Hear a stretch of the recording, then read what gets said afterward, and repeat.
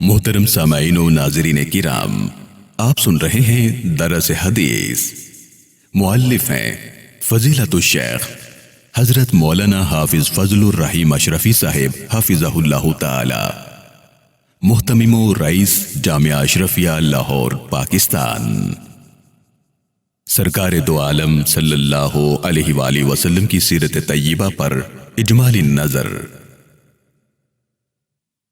عن واصلة بن الأسقع قال سمعت رسول الله صلى الله عليه وسلم يقول إن الله اصطفى كنانة من ولد إسماعيل واصطفى قريشا من كنانة واصطفى من قريش بني هاشم واصطفاني من بني هاشم، رواہ مسلم۔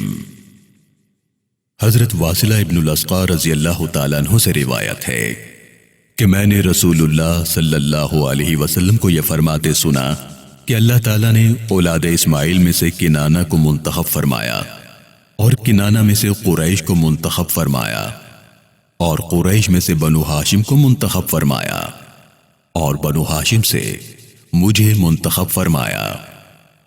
اسے امام مسلم نے روایت کیا ہے۔ میرے پیارے مسلمان بھائیوں، آپ صلی اللہ علیہ وسلم شہر مکہ میں سردار قریش حضرت عبد المطلب کے گھر پیدا ہوئے۔ آپ صلی اللہ علیہ وآلہ وسلم کے والد ماجد کا نام عبداللہ اور والد محترمہ کا اسم گرامی آمینہ تھا۔ آپ صلی اللہ علیہ وآلہ وسلم کی ولادت سراپائے بشارت ربیع الاول کے مہینے میں دوشنبے کے دن صبح صادق کے وقت 8ویں یا 9ویں تاریخ کو ہوئی۔ انگریزی تاریخ 20 اپریل سن 571 عیسوی بیان کی گئی ہے۔ اس وقت ایران میں نوشیروان عادل کی حکومت تھی۔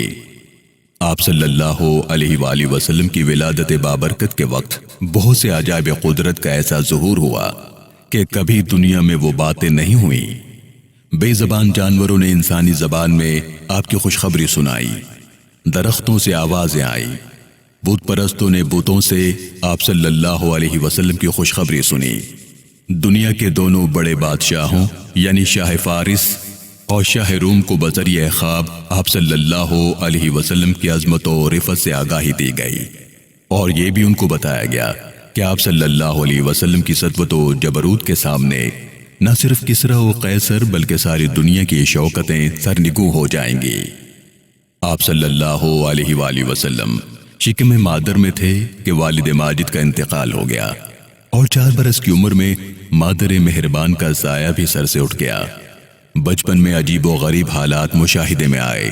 ایک بڑا حصہ آپ صلی اللہ علیہ وسلم کی کمسنی کے حالات کا حضرت حلیمہ رضی اللہ تعالیٰ عنہ سے منقول ہے۔ حق یہ ہے کہ وہ بڑی خوش نصیب تھیں۔ بت پرستی اور بے حیائی کے کاموں سے آپ صلی اللہ علیہ وسلم ہمیشہ پرہیز کرتے رہے۔ آپ صلی اللہ علیہ وسلم کی صداقت اور امانت قبل از نبوت بھی تمام مکے میں مشہور اور معروف تھی، حتیٰ کہ آپ صلی اللہ علیہ وسلم کا لقب صادق اور امین زبان زد خلائق تھا۔ جب آپ صلی اللہ علیہ وسلم کی عمر گرامی 25 سال کی ہوئی تو حضرت خدیجہ رضی اللہ تعالیٰ عنہ کے ساتھ آپ صلی اللہ علیہ وسلم کا نکاح ہوا، جو خاندان قریش میں ایک بڑی دانش مند اور دولت مند خاتون تھی۔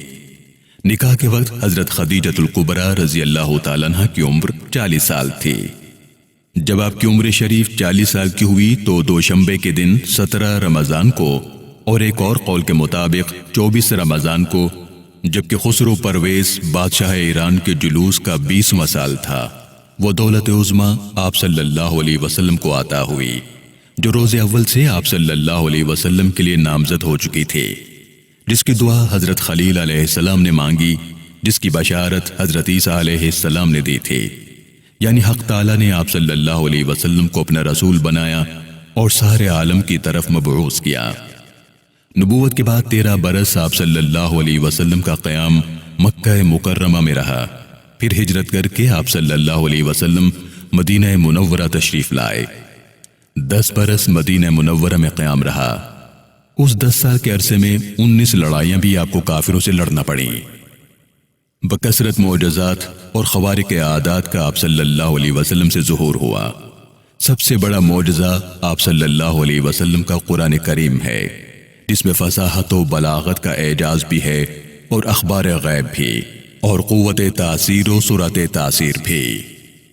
میرے پیارے بھائیوں، نبوت کے 12ویں سال جبکہ عمر مبارک 51 سال 9 ماہ کی تھی، اللہ رب العالمین نے آپ صلی اللہ علیہ وسلم کو معراج عطا فرمائی، یعنی آپ صلی اللہ علیہ وسلم کو آسمانوں پر بلایا گیا۔